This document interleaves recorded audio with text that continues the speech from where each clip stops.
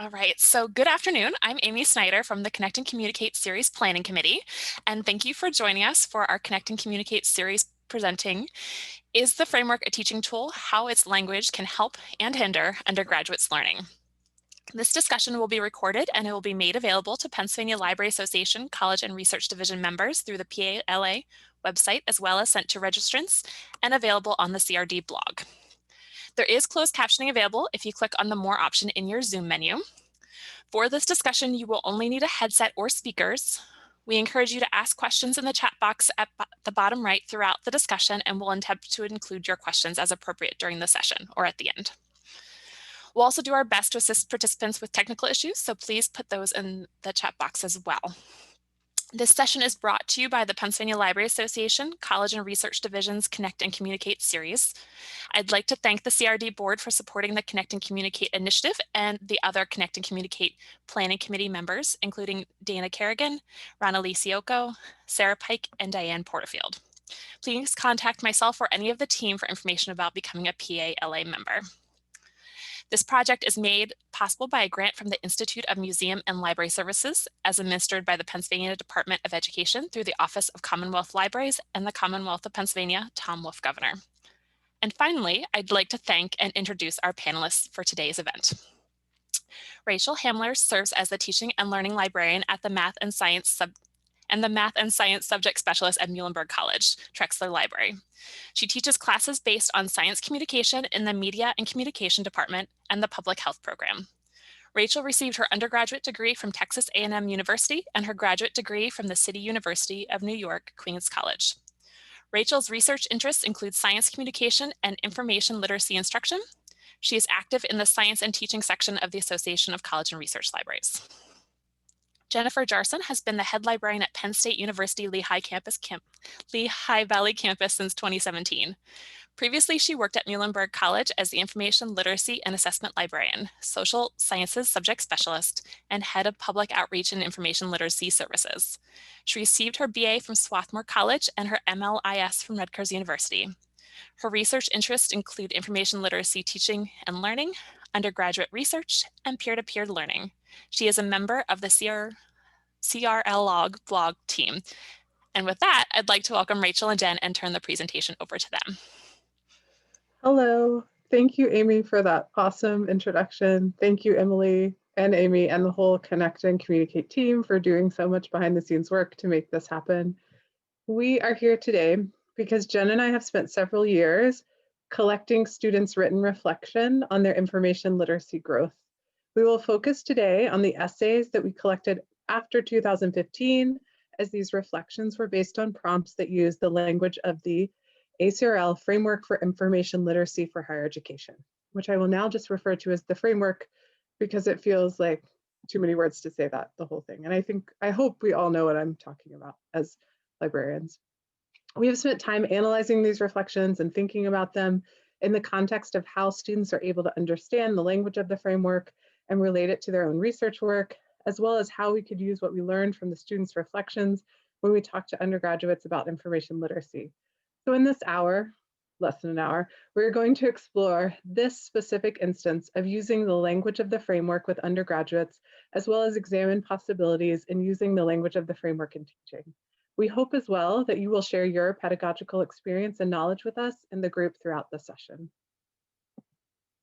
So just to review, I'm Rachel. I'm the Teaching and Learning Librarian at Muhlenberg College. This is my colleague Jen, who's the head librarian at Penn State, previously at Muhlenberg. We used to share an office wall, which I very much enjoyed, although not as much as I could have because Jen never let me put a little window in that I could just open whenever I wanted to talk to her, but it was still nice. We are now still both in southeastern Pennsylvania, thank goodness, 20 to 30 minutes apart, depending on the mood of I-78 at the time. And we both really value and enjoy instruction. We each have over 10 years of teaching experience with undergraduate students. So our overarching guiding question today is, should we be using the language of the framework explicitly in our teaching with undergraduates? Many of us are conversant in the language of the framework, and many of us teach using the frames. We want to know if students recognize their research process in its language, in the language of the frames.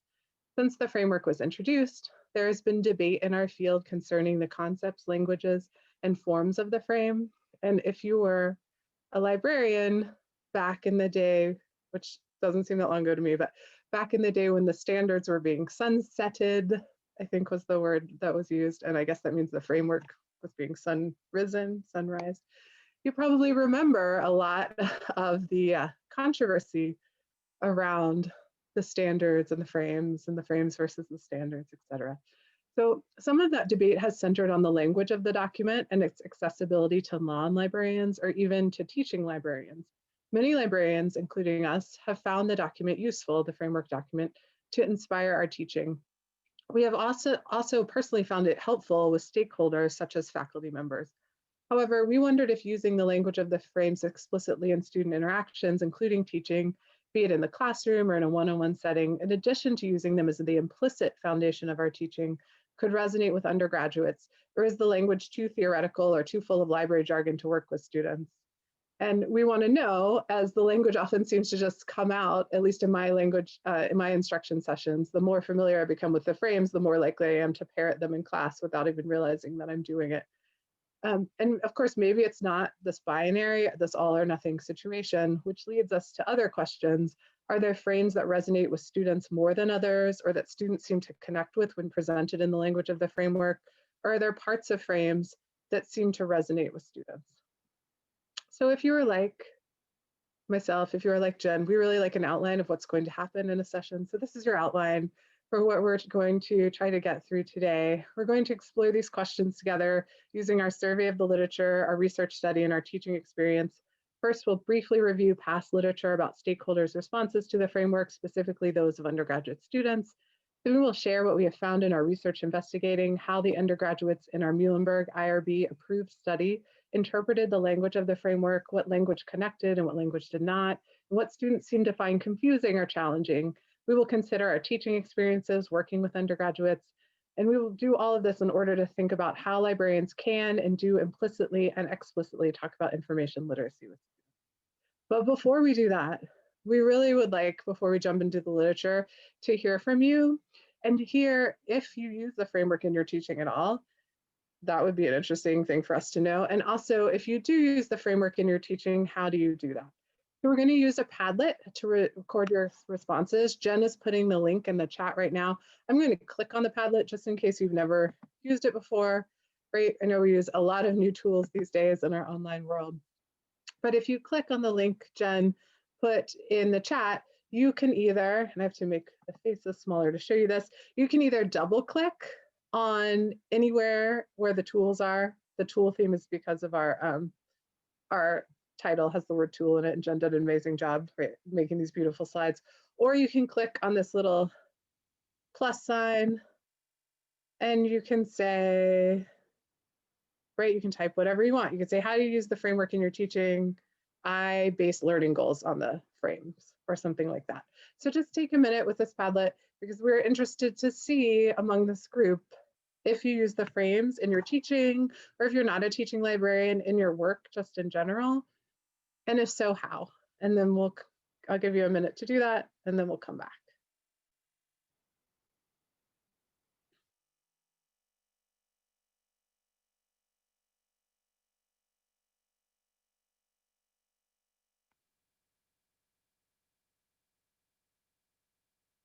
This is so interesting to me because I usually use Jamboards in my teaching, and you can't see a Jamboard post-it until it's completely done.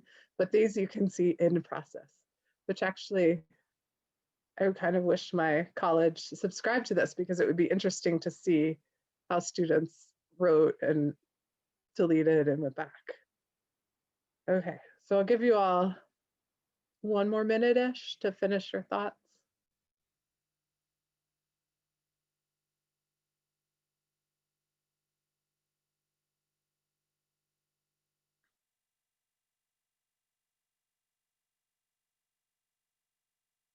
And if you're done typing, feel free to scroll through. There's a lot of interesting answers here.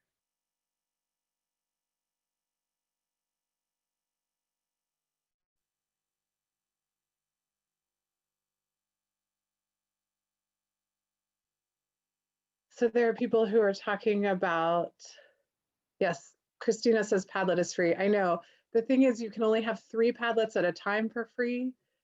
And I find, like with my Jamboards, I like to save them from semester to semester to year.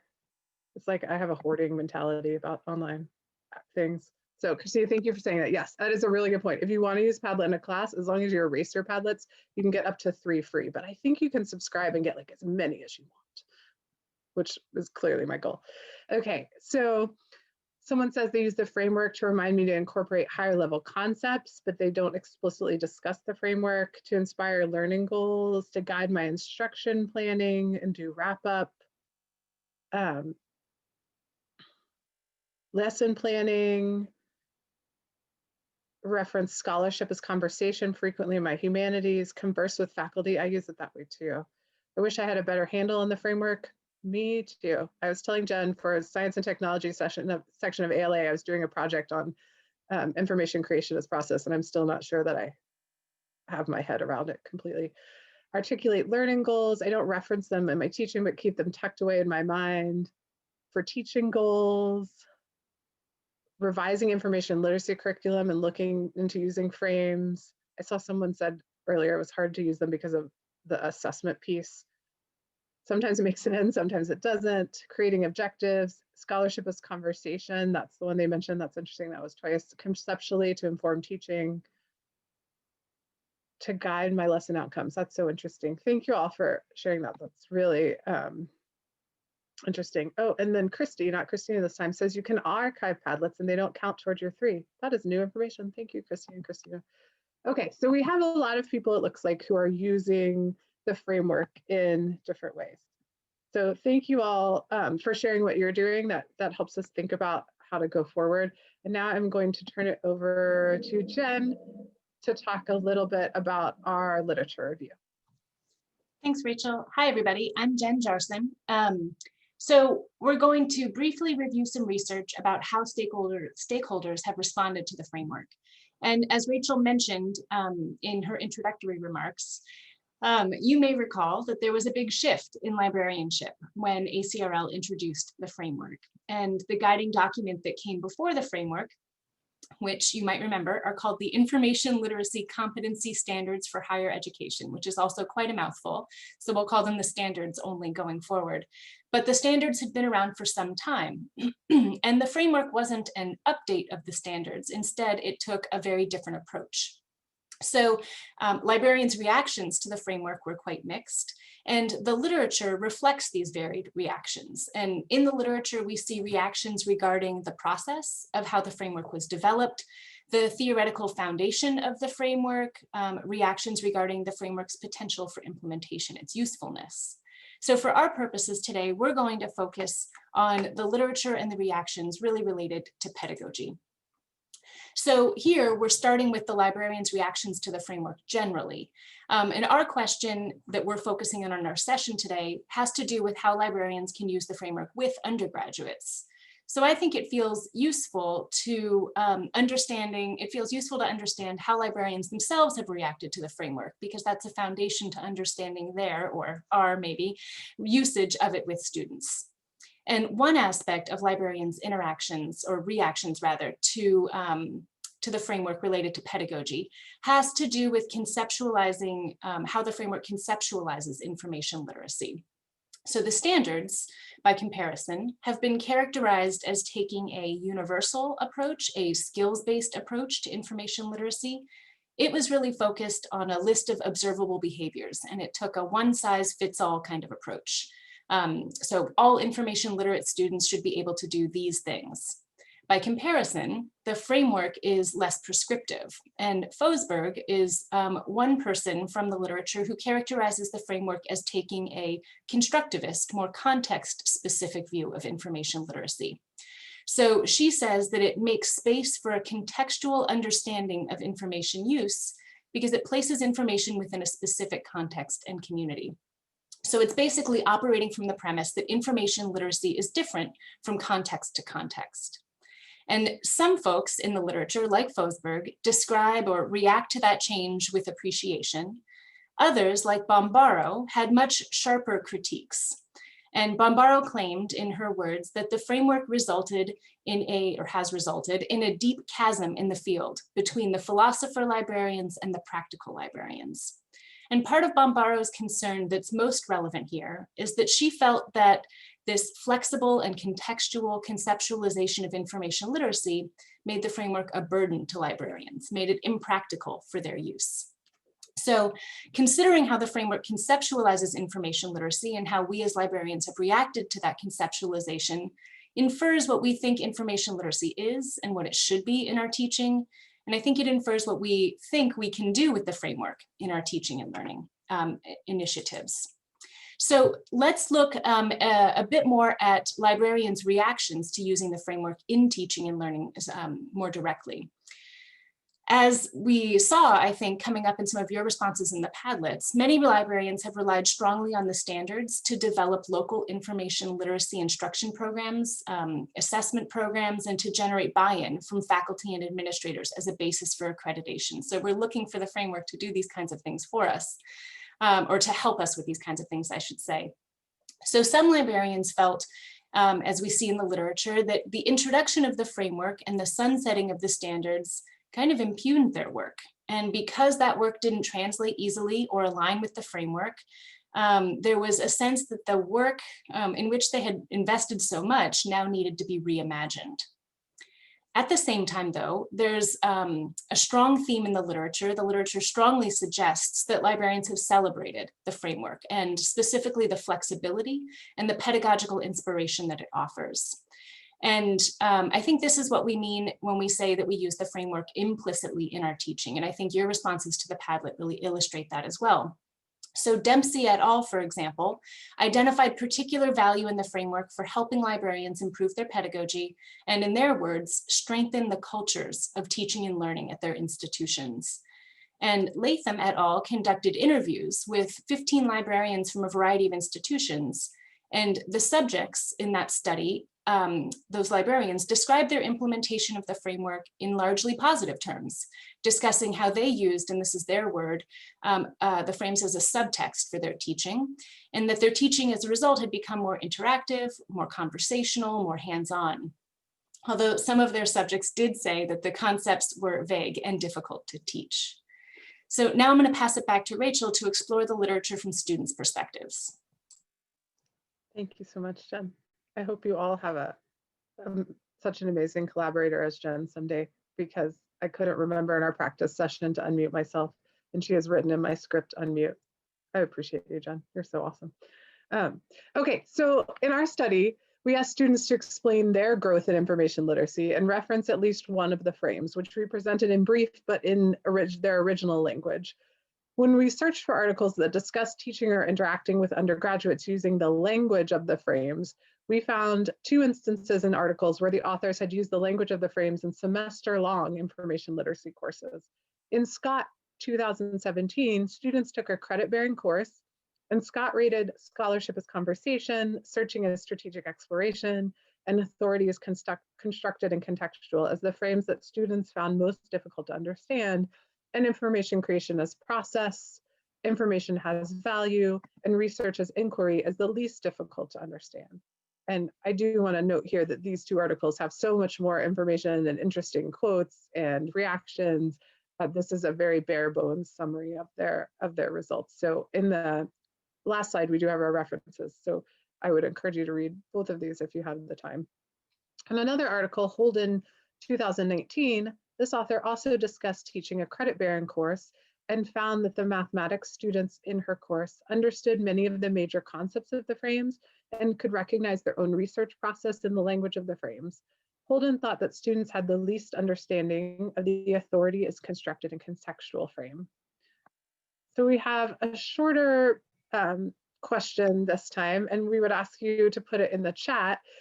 And we were just really thinking about the language of the frames, right? Because no matter how we teach, we need language to express what we're saying. This language already exists. And we were just curious if I know 2 of you mentioned scholarship as conversations, but are there any frames that you find that you use by name in reference or teaching activities? Is there one that you don't think you've ever used? So just if you think about yourself in class, is there one that you find yourself saying? And I can move forward quickly to a slide that has them listed, just in case you're thinking like, I don't know the answer to that because I can't think of all the frames. It's like the 50 states, you'd always leave one out. But we're just curious, are there frames that you find yourself saying in class, or do you never use the words of the frames or the words of the framework? Oh, and Jen has very kindly pasted all of the names of the frames in the chat. I see scholarship is conversation. I see information has value. I see 1 and 5, which are authority and scholarship is conversation. My mouse today is very easily frightened. Searching is strategic exploration, research is inquiry, and information has value regularly. So there are some of us here, if not most of us, I would say, that do use the language of the frames. 2 and 5, 3 and 6, searching as strategic exploration, scholarship's conversation is searching at strategic exploration, information has value. Sometimes I reference this as a phrase. Right, so it does feel like that in this group, that some of the language of the framework is coming through. 2 and 5. Thank you all so much for participating. So I'm going to turn it back to Jen to talk about the study that we did. But as always, if you have questions, feel free to put them in the chat. Thanks, Rachel. Great. So in this next segment, we're going to be talking about our research in which we have been investigating how undergraduates interpreted the language of the framework. So I think it'll be useful to say just a few comments about the context in which our work is situated. So our research here is coming out of our time at Muhlenberg College, which is a private small liberal arts college in Allentown, Pennsylvania, Southeast PA, in case you're not familiar with it. And our project here is focusing on our analysis of applications that students submitted for an information literacy award that we'd offered at Muhlenberg.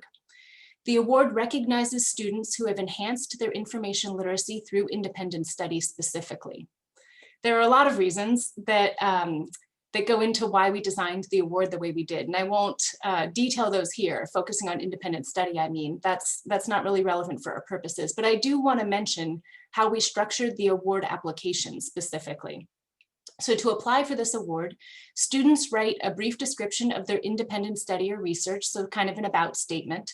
And then they write a reflection on how their research paths or processes have enhanced their information literacy skills and knowledge. That's a 500-word limit on that part of the application. And that reflection, that second component, is the basis of our work here. For the first 4 years of the award, so starting in 2011 to 2014, the application prompted students to reflect on their independent research through the lens of the standards. But we revised the application in 2015 after ACRL first introduced the framework, even though it wasn't officially approved isn't the right word, but like integrated, I guess, until 2016, I think it was. So we used the language of the framework to prompt students to consider their processes through that different language. So what you're seeing now, and hopefully this font size is coming through okay for you, this is a snapshot of what the students were given in order to guide them in applying for the award. As you can see here, we asked students to describe how their research paths and processes have enhanced their information literacy in one or more areas of the framework. And the language that describes each frame here that students saw is taken directly from the framework. It's the introductory blurb that you can find in each frame. It's likely, although we're not 100% certain about this, but we think it's quite likely that this was students' first explicit exposure to the language of the framework. These particular students may have met with a librarian individually to consult about their independent research, or they may not have. It is likely that these students had at least one information literacy session with a librarian as part of some class in their time at Muhlenberg, and likely more given the nature of the instruction program at Muhlenberg.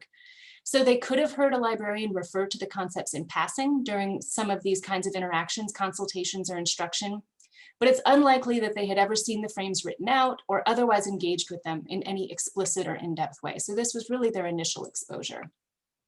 So students' reflections then from these award applications give us the opportunity to see which frames students chose to write about and how they chose to write about them. In analyzing their applications, we aimed to understand what language did students connect to, what was confusing or challenging, and what did they ignore. And we think that data then gives us insight that we can translate to our teaching, how we can be using the language of the framework explicitly rather than just implicitly in our teaching, whether in a classroom or a one-on-one setting. So I'll say just a few things about our methods, and if you have further questions about this, we'd be happy to discuss. But we used applications from the 2015 to 2017 award years, so 3 years, and 25 students consented to have their award applications analyzed for this study. In our first phase of analysis, Rachel mentioned that we've gone through a lot of iterations here. In our first phase of analysis for an earlier iteration in this project, we coded the applications using a grounded theory approach. So we did analysis to identify themes that emerged from their work, and then we double coded their work using those themes. In our second phase of analysis, which is what's primarily driving the work we're discussing here today, we did a thematic analysis of students' reflections, and we compared what students wrote back to the framework. So this is just a snapshot of the 6 frames in alphabetical order, which is how they're presented in the framework. And then we can see here how many students chose to write about each frame. It's worth noting that students could select multiple frames to write about in their reflections if they wanted to, and most of them did. And as you can see, the bottom 3 frames were far more popular with students than the top 3. So now I'm going to turn it back to Rachel, and we'll start looking at students' reflections by frame. Thank you, Jen. So the first frame I will review is scholarship as conversation. The part of the frame that the students had on their application is only the title and the first sentence, and you can see it's italicized on the slide. So that's what they had to work off of. This is the larger paragraph here, description of scholarship as conversation taken directly from the framework. The parts of the frame that at least one student discussed are highlighted. And one particularly notable place that students did not cover in their applications is in red. So you can see, even though they were only given that first sentence, students really spoke to a lot of the things that librarians define as scholarship as conversation, which I thought was really exciting. The red section where no student referred to it talks about new forms of scholarly and research conversations. I want to note that students did talk very specifically about forms of scholarly and research conversations, just not new forms. So it's interesting, students did speak to this idea, but not in the way that it's stated in the framework. And I'll go back to that. So here is an overview of the frame and the applications we reviewed. In my teaching and reference work, this frame, scholarship as conversation, as well as authority as constructed and contextual, are probably the frames I reference by name most. So when we looked at scholarship as conversation, this was a frame where some student applicants really seemed to get to the level of expert understanding of the frame and were able to relate it to their research process at the level of expert. And when I say level of expert, I mean how we would define it via the frames. Despite this, the 11 students in our sample had a wide range of understanding of the frame. One area of focus for several students was the idea of varied perspectives and interpretations. Many students spoke to the idea of putting scholars from different disciplines in conversations or recognizing different views on the same topic from different scholars. So if you remember the last slide, this one, the portion in red, when we looked at the frame, one section that was not represented in any of the applications was new forms of scholarly and research conversations provide more avenues in which a wide variety of individuals may have a voice in the conversation. I interpret this as the idea of new ways of conversing to be more inclusive, to include more voices in the conversation. Instead, perhaps because our undergraduate students were new to these fields and possibly aspired to be recognized as researchers, they instead seemed to focus on how they tried to fit into already established norms and discourses. And many of them related how they did this, how they fit it into the norms of their discipline, communication-wise. Basically how they fit into the field as it was. And we could see many of them really seem to take pride in this, basically the getting familiar and integrated with the norms of the field. So it's actually a really similar concept, but I guess you could see it in a lot of ways. But one way I saw it was almost, you can't explore new avenues and things sometimes until you have integrated the norms and thought about the norms, right? It might be harder to start new avenues before you've seen what the normal avenues are. So here's an example of one of the students who talked about fitting into the norms of the discipline. You can see the student actually said, fitting into a community of scholars.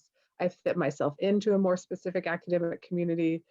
This student really seemed to have a clear grasp of scholarship as conversation in their application, as did many of the students in this frame, and was one of many that talked about learning the academic norms of their discipline as part of the process. I'll give you a few more seconds in case you want to read that. And then, as you can see by the second quote from an application, a different application, many students' applications really connected to the frame and were clearly able to understand the frame in its original language. The student here also talks about the idea of different perspectives. This is one of several students who demonstrated a high level of understanding around the frame and how it connected to their research journey. So we count this as one of the frames that many of the students were able to connect to and relate it to their research when it was presented without interpretation. Based on this, just the small sample, I would be comfortable trying this frame's language in a classroom as long as I had context and made sure, all the students were on board and understanding, as I've seen really interesting and unique ways in which students can relate to it via these applications. So that's scholarship as conversation. Let's go to a different story, and that's the frame information creation as process. So this gave us a very different result among our student applicants. 5 students chose to write about this frame, so that's 6 less than scholarship as conversation. 3 of the 5 described the method or process of their research. I think they really seem to hold on to that word process, often as literally as a method section of a research article in a science paper might do, but not really connecting to how this impacted their final information output. Students in our study seem to connect less to the language in the frame and more to the word process, as I said. They were telling us the process of their independent study step by step by step. One student seemed to be discussing scholarship as conversation. In one application, we had trouble connecting the description to this identified frame at all. And here is an example of student work where they don't seem to have any deep connection to how the frame was displayed in their research. They almost seem to be like parroting back the sentence to us in a couple of ways. So thinking about how this frame did not connect to the students in our sample, we see in some of the literature that authors suggest to reimagine the language of the frames to be more understandable to other undergraduates. It feels like of the 5 undergraduates in our study that chose to write about information creation as process, none were really able to connect to the language of the frame to their research process. So we're just wondering, and we made another Padlet, Jen is putting it in the chat, how would you rephrase or paraphrase information creation as process to increase student connection or understanding?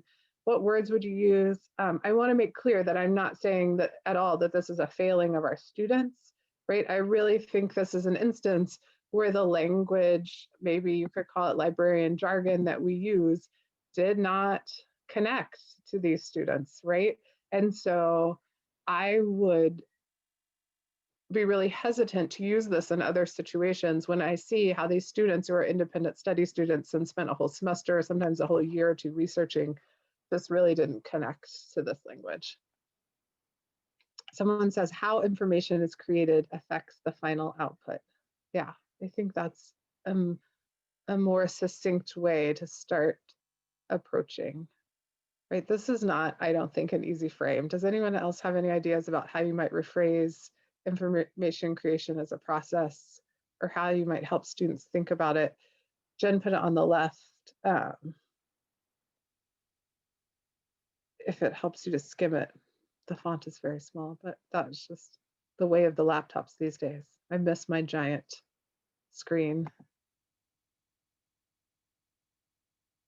Information creation is a journey. I like that. That's very narrative. The format of the information is intentionally chosen and influences the content. Yeah, that's really great. All right. So the format, throughout your research, you will find many different kinds of sources, tweets, websites, Wikipedia entries, newspaper, magazine articles, books, journal articles, and so on. These differences inform largely reflect their overall purpose. There is a reason, for example, that scientific research appears in peer-reviewed journals, or that current news appears in newspapers, or the celebrity gossip appears on TMZ.com. I think that's great. I think that person who wrote that clearly has a lot of teaching and explaining experience. I think all of those are super helpful in thinking about ways we could make, if you wanted this concept to become clear to students, ways that you could phrase it in a way that might be more understandable. All right, so I'm going to move on to the last of the 3 that I am going to talk about, and that's information has value. 4 applicants, which is a pretty small number, this is in the bottom 3, discussed this frame with vastly different interpretations. I think we expected students might talk about the money value or commodification of information. Instead, the first applicant discussed a project that involved video games and focused on how personal knowledge could be valuable in industry. The second student reflected on the information in other people's heads and how to access it. That was a psychology student. The third student seemed to misunderstand or mislabel the frame. Reading the entry, we were unable to see where information as value was meant to be reflected in their entry. And the fourth student seemed to interpret the value in the frame as values, like moral or ethical values, saying the creation of knowledge, information in my research becomes inherently intertwined with the values I place upon the topic. This, if you read this quote, it's a very well-crafted description of the student's research, and it's very, it seems, deep and really great analysis, but it just doesn't seem to connect to the frame as the two of us, as librarians, Jen and I, interpret it, which was true in all of the applications to this frame. So in the summary of the first 3 frames, unlike the Scott study, which rated scholarship as conversation as a frame that students found most difficult to understand, and information creation as process and information as value as some of the least difficult to understand, the students in our study seem most able to see and articulate their research when faced with the language and concept of scholarship as conversation. On a teaching level, I would want to think of alternate ways to articulate the concepts behind the frames information as value and information creation as process, as I have seen how just mentioning them to students did not seem to resonate with the meanings I would assign to them when they wrote about them in their reflections. So, that could be, those differences could be based on our students' experiences, but it is interesting to see how the 2 information the students just really did not seem to feel connected to them or articulate a connection to them and write about them in large numbers. I'm going to turn it over to Jen, and she is going to talk about the next 3 frames in our framework. Great. So the next frame we're going to examine is the searching and strategic exploration. Here on the screen, you can see the excerpt from the frame. The blurb there in the foreground is what students saw in the application prompt. And here, this blurb really describes searching as nonlinear and iterative. It's noted that mental flexibility is required in order to develop understanding. Other language in the frame, especially in the knowledge practices, which you can see in the, maybe you can see in the background image in that bulleted list there, that digs deeper into actual search strategies with more of a focus on finding. So about half of the students chose to write about searching a strategic exploration. This was the most frequently selected frame. Of those 13 applications, Rachel and I decided that 11 of them were actually substantive enough to analyze. The other 2 were very brief, and students were really just parroting that blurb back to us, so we excluded them from the analysis for this purpose. Overall, of those 11 students, I would say the students had a very strong interpretation of this frame. Many connected and connected well, and by that I mean their reflections were robust and well aligned with the framework. And so they connected with notions of flexibility and adaptability. I'm sorry, there's a fly in front of me. That's why I'm gonna wave around.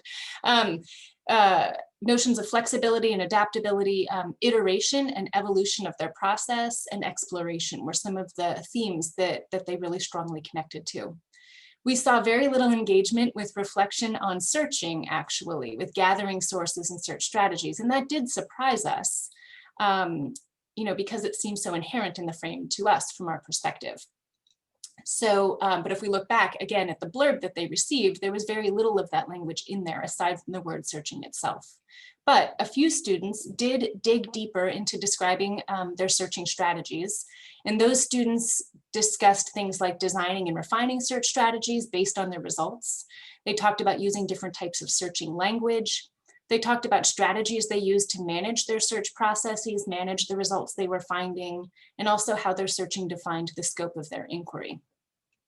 Generally, students' applications were characterized by a tone of pride in their accomplishments, and in their reflections, we saw a suggestion that they were developing sort of a sense of agency in this process. So I think the concepts presented to students, the language that we gave them, generally resonated. Many students selected this frame. They connected accurately and strongly to the language that they were given. And I don't think we really can say that we saw areas of disconnect or misunderstanding here. Instead, they just chose to not describe the finding aspects, and we need to recognize that wasn't explicit in the prompt. And if I read between the lines a little bit and also infer from at least my teaching experience, maybe this is your experience as well, I find that students sometimes undervalue or underestimate the complexity of searching. And so I wonder if the mechanics of searching were less interesting to some of these students, or maybe they thought that aspect of their work was less worthy of reflection in the context of an award application. So I hesitate to suggest that they didn't get that part, or you didn't associate that part with this frame. In the excerpt that you're seeing now, this is a student who's describing how they didn't really know how to get started. I think this is a strong example of where the student is talking about how they work to develop a strategy to guide their exploration. This particular student was interested in ballet pedagogy and creative movement teaching theories. Interestingly, Muhlenberg has a strong dance program and theater program too. They were thinking about developing their own teaching philosophy and ballet curriculum. So the student wrote, "This to me is what strategic exploration is. I took related topics and began general research to see if they could intersect or combine with each other in new ways that I may not have noticed before." So hopefully you get a sense there, even though it's just an excerpt. So really the student is demonstrating the ideas of flexibility and using that flexibility toward their developing understanding. Let's look next at the research as inquiry frame, and I'll claim this one as perhaps my favorite frame and the one that I find easiest opportunities to talk about with students, at least from my perspective. I feel like I reference this one quite a bit. And I find it interesting to note that the blurb, when we look only at the blurb, the image in the foreground for this frame, it bears some resemblance in ways I hadn't really previously recognized to the searching as strategic exploration frame. There's a lot of iterations in both of these frames. So we see that idea of iterations, but we also here see the idea of asking questions and developing new lines of inquiry. About half of the students elected to write about the research as inquiry frame. Again, this was among the most frequently selected frames. And evidence of those themes I just mentioned, iterations and questions, was visible in all students' applications. This might be the most uniform thematic response that we saw, where all students were able to discuss these frames and discuss them quite successfully. The treatment of those themes was frequently intertwined. Students often described starting with one question and through research, whether that meant in the literature, in the lab, or in the field, uncovering new questions. So they talked about how their research paths changed as they abandoned old questions or as they clarified and refined their questions. They talked about how their research revealed new questions. Generally, students' reflections with respect to this frame were very positive and curious. And again, generally students expressed a sense of increasing empowerment through their iterative process. So they really felt like they were becoming increasingly empowered. So given the prompt that students had, once again, they connected strongly with the language and the concept. Beyond the central themes of questions and iterations, their applications also showed evidence of other aspects of the frame that weren't present in the brief prompt that we gave them. So they sort of naturally started talking about themes that are present in the rest of the frame. But there wasn't a lot of uniformity regarding these other themes. A lot of the frame shows up, but not with consistency. But those other themes that we noticed had to do with recognizing collaborative effort within a discipline to expand knowledge in the field. It also had to do with synthesizing ideas from multiple sources and generally valuing curiosity. So here's an example of some students' work with respect to this frame. This student was working on a research project about bilingual speakers and switching between languages. And the student wrote, "The results I found in my first study led me to complicate the questions I had initially asked and to use those questions to further my research." And the student then goes on to talk about how the design of their follow-up study was a response to their initial findings in the literature. And the study revealed both answers and questions for the student. Just a brief snapshot, but still, I think here we can see how the research in the literature and in their own original research led the student to ask questions and to complicate questions. All right, let's look at our last frame. Authority is constructed and contextual. The blurb for this frame includes language about expertise and credibility and evaluation. It refers to authority being situated in the context of different communities. It introduces the idea of skepticism without saying it outright. It suggests that self-awareness is required, but it doesn't say it outright. Those ideas are more explicit in other parts of the frame. So only 5 students elected to write about this frame, and I think that alone surprised us. We expected this to be more popular, and I think that's because we both, Rachel and I both, think of this as more accessible, and we assumed aspects of it might be familiar for students because of how relatively common it is to talk about source evaluation in a lot of different contexts. Of those 5 applications, 2 of them were again very brief and provided little opportunity for analysis. So we're really only talking about 3 substantive applications here. So a word of caution as we think about the findings with this frame and the small sample size. In those 3 substantive applications, their reflections were quite varied. One student focused on the relevance of the topic they were studying to the frame. So that student was researching the power of video games in society as a new way to convey information, challenging the power of text-based communication. So they were reflecting on how this concept aligns with the ideas they were researching, rather than the process of their research or the authority of the sources they were using. That's an interesting interpretation, I think, and I don't feel comfortable calling that a disconnect given what we gave them to work with, but it certainly comes from a different perspective. 2 students, 2 of those 3, did consider this frame from the perspective of credibility. One student was contributing to a project that had to do with annotating the New Testament, and they reflected on what impact errors in their work would have on how their project was received by experts and by lay people. So they were thinking from the perspective of the audience for their work rather than their evaluation of their sources, but still about credibility and authority. And then that 3rd and final student reflected on their increased awareness of connections between researchers, impact of relationships among researchers on the perception of those researchers' credibility. So that was the one that was most connected to sources, I think.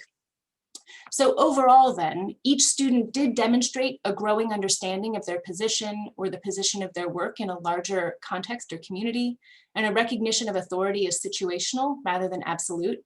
And in fact, I think they made rather strong connections with the language that was presented to them. They just didn't do it in the context of evaluating sources, sort of the foundation of this frame, in my opinion, the sources that they were using. And again, we saw little evidence of that skeptical stance about the nature of authority or questioning traditional notions of authority. And I think Rachel referred to that before, in the context of students not really thinking about new forms of scholarship because they're, as relative newcomers, still thinking about fitting in to the traditional norms. So they were kind of reinforcing existing or traditional notions more than taking a skeptical stance, and little evidence of self-awareness of their own biases. But again, that language wasn't explicit in the frame they were given, it was just inferred. So this excerpt is from the student who is researching immunology in fruit flies. And here the student is reflecting on how small and close-knit this research community is, how their advisor personally knew so many of the researchers who had authored the articles they were reading, and the students describing their aha moment where they came to recognize essentially the sources as people, and they were reflecting on the connection between these people and the impact that has on their perception of credibility. So that was a lot of information about a lot of frames quickly, but I do just want to debrief for a second here about these 3 overall, just to tie that together. Of these 3, I think we saw that students were able to make connections to the frames. The first 2 were popular with students, and the language and the concepts resonated. And in the case of the 3rd, far fewer students selected the frame. And while they did miss some key aspects of the frame, if we take what we gave them at face value, those students were able to make interesting connections in creative ways. So I think there's some argument there for using potentially all 3 of these. So we want to transition to thinking about how our findings apply to our practice and thinking about this impact on your teaching or our shared teaching as well. And in doing that, I just want to say a few things about the design of our study and our population. As we've mentioned quite a few times now, we gave students just brief language about each frame. And that does mean that students had limited information with which to understand each frame, but actually we feel that this setup offers authenticity for the one-shot teaching environment that I think many of us presumably teach within. In a one-shot, we don't have a lot of time to go into depth or to extensively explore or examine the frames or the language of the frames. And I think our findings here suggest that students can make meaning of this language and these concepts even with quite brief exposure. However, it's probably worth noting that the students in our sample weren't necessarily average undergraduates. Beyond the typical limitations you might expect of our sample, our small sample size and that we're coming from a liberal arts setting, we want to acknowledge that these were generally upper division undergraduates. These are students who elected to do independent research. So rather than giving us maybe the novice or incoming student's perspective, this work gives us insight into how a more advanced student can interpret this language. And I think it could be interesting to do a follow-up study that compares how less experienced students interpret and apply the language. And the last point that I want to make here is that I think it's worth noting the value of encouraging students' reflective practice in order to support their learning. I think this sort of aligns with that. In analyzing students' applications, we have the strong sense that students made these connections because we gave them the chance to do so, not because they were already reflecting on their experiences in these ways. So by that, I mean prompting their reflections about information literacy learning using the language of the framework actually enabled them to make these connections and deepened their learning. And we think that suggests that opportunities for us to use the language to prompt students' reflections can deepen their learning, even in small ways. So using the language as a means to facilitate reflective practice, to create space for that. And now I'll turn it back to Rachel. Thanks, Jen. So if we just quickly go back to the Scott article and the Holden article, which were some of the few articles we could find that talked about using the language of the frames with undergraduates. Very few of our applicants discussed authority as constructed and contextual, and of those that did, few seem to have a holistic understanding of it, which matches the experience of both Scott and Holden. Like Holden, we found that many students recognized themselves in the language of the frames, but we also found that many had areas of misunderstanding or an interpretation that did not seem to match the librarian interpretation of the frames. Unlike the students Scott worked with, as I said before, scholarship as conversation seemed to connect with many of our applicants. Many of the applicants were able to respond to at least one frame with expert level understanding after we presented with just a brief summary in the original language of the frames. Additionally, the students in our study were not taught the frames in a semester-long course. Instead, they just had the interaction with a brief summary of them on paper. And both of these studies had a whole semester with their students. They could have looked up more information online, but we're not sure how many of them, if any, did it, but we did give them the link to the frame in their application. We continue to be interested in utilizing the language of the framework with students when it connects, and to reimagine the communication of the themes of the frames when the language of the framework does not allow students to connect to the concepts. So as teachers, we often use phrasing from the frames either on purpose or just kind of pops out with explanatory language of our own. So we wanted now to just do one more activity relying on the experience of the group of teachers we have here today. So we have one last Padlet in our last 5 minutes. In our last activity, we're hoping you can share how you teach to the frames individually. Maybe you have a favorite or an activity, a wording that has resonated with students. Maybe you don't explain the frame, but you do something in class that helps students understand the ideas behind the frame. So Jen is dropping a link to the last Padlet in the chat. It looks like this. Here's the framework if you want to go back to it. But we're just curious if you have a frame where you have an activity or an idea of how you explain it, how you help students understand it. And if so, if you don't mind listing that there, so that we too can benefit from your expertise. And then I'm just going to leave up, this is our last slide, just to say thank you to, again, the people who organized this. Thank you all so much as an audience for coming to this. You can see, and Jen's gonna drop it into the chat, if you want our slides. I mean, you can always come back to these Padlets, but if you want our slides, we have a link where you can get the slides. And if you have any questions, continue to put them in the chat. And here is our reference list. So if you get the slides, if you want to read any of the literature to which we referred, it is in the reference list. Or if you're watching this on video, right, you can pause it and look at the reference list. So I'm going to leave up this thank you slide and encourage you, if you have questions, to ask them. And if you have thoughts on how you talk about individual frames or how you have had success explaining frames to students, please put it on the chart because we are always interested in knowing that. Thank you so much.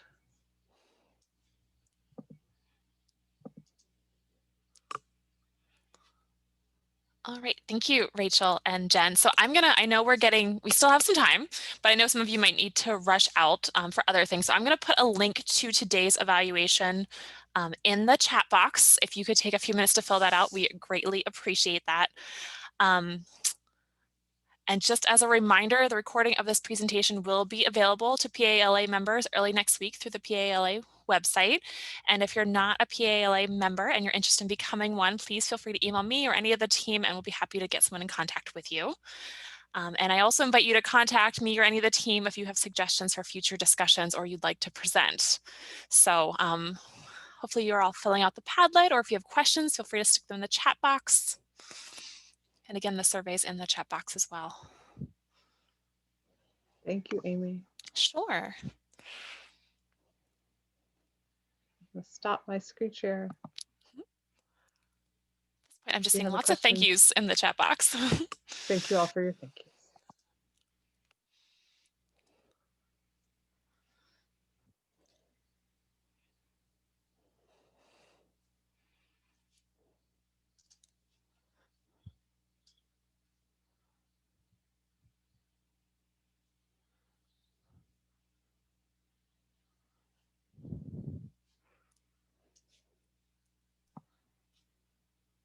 Amy, should I stop the recording, do you think? If we're not getting any questions, we can do that. Okay. We can also let it hang out. I'm going to stop the recording.